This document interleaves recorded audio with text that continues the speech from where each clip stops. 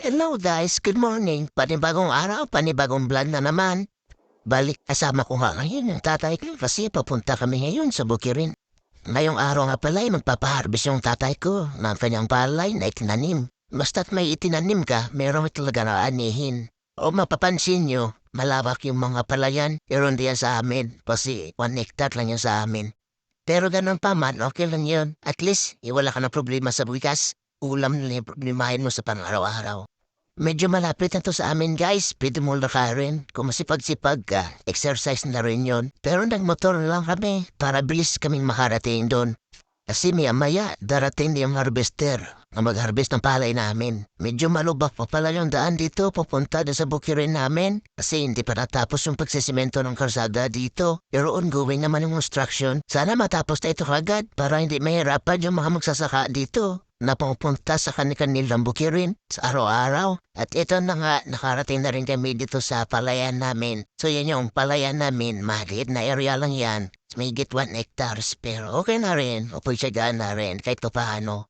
So sana mabigyan tayo ng ating may kapal na masagana ani ngayon. So kahit ganun pa man, maliit o marami yan, pagpasalamatan pa rin natin kasi galing yan sa biyaya ng ating may kapal. So ayan na guys, at maya lang nakarating na rin yung harvester na mag-harvest ng balay namin. So sinsit upan nila yung guys, yung mga kailangan, yung mga sako, yung mga pangtali na kailangan mamaya para sa pagsidlan ng mga palay na ating ma-harvest. So, ayan na nga, okay na yung lahat. So, pababa na yung harvester sa palayan para umpisahan na yung pag-harvest ng ating palay para matapos na agad. Kasi marami pa yung naghihintay sa kanila. At ayun nga, sana pagpalain tayo ngayon na maka-harvest ng marami-rami para makabawi man lang sa lahat ng ginastos dito sa pagtanim ng ating mga palay. Ang nagastos lahat kasi dito guys sa mahigit 1 hectares na palayan is about 20 to 25,000 more or less. Yan na yan nilalaro. Shoutout pala sa lahat ng kababayan natin dyan na magsasaka na araw-araw sila nagtatrabaho sa bukid para may makain lang tayo. Sila yung dahilan kung bakit may kanin tayo sa ating hapagkainan. Dahil kung wala sila, wala tayong makain sa pang-araw-araw natin. So shoutout sa lahat ng mga farmers natin dyan. God bless po sa inyo. Sana'y bigyan kayo palagi ng masagana ani na ating may kapal. So shoutout sa tatay namin na araw-araw magang gising para puntahan yung palayan niya dahil nagaan niya ng mabuti. So sana bigyan ka ng masagarang ani ngayong tayo. So God bless. So sa pagtanim para ng palay no, is hindi biro yung ginugugol ng ating magsasaka kasi ibilhin nila ang palay sa mababang halaga.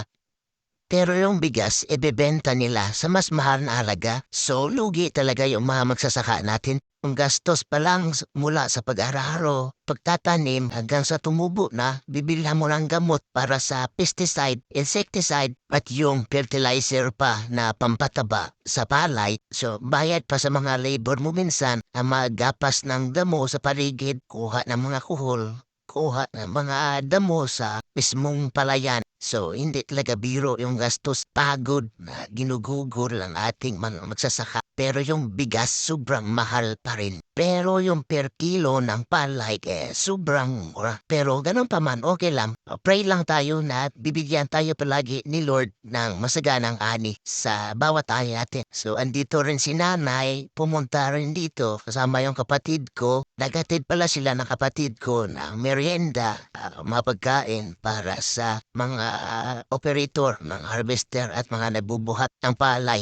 At pagkatapos pala i-harvest ng mga palay natin, ay may kinontrata na si tatay na pupunta para bilhin yung mga palay natin. Kasi yung iba dyan, ibebenta. Tapos magtitira lang kami ng pang-konsumo natin sa pang-araw-araw na bigas. Bali, yung kikitain namin sa pagbenta ng palay, yun din naman yung kagagastos namin para sa susunod na cropping. Bali, niro-rolling lang namin yung pera at yung mismong tubo namin, yung bigas na ititira ng tatay namin na kinukonsumo namin pang araw-araw. So kung iisipin mo, maliit lang talaga yung kinikita namin sa pagtanim ng palay. So pera na lang kung daan-daang hektarya yung lupain mo, doon malaki yung tubo mo doon. Pero katulad namin na mga small farmers, umaasa na kami sa saganang ani kung suswertehin. Pero kung malasin ka naman, daanan ka ng bagyo, daanan ka ng baha,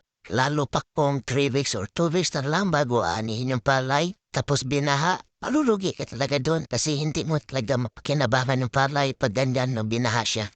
So guys, tama na muna yung kwento at fast forward muna tayo.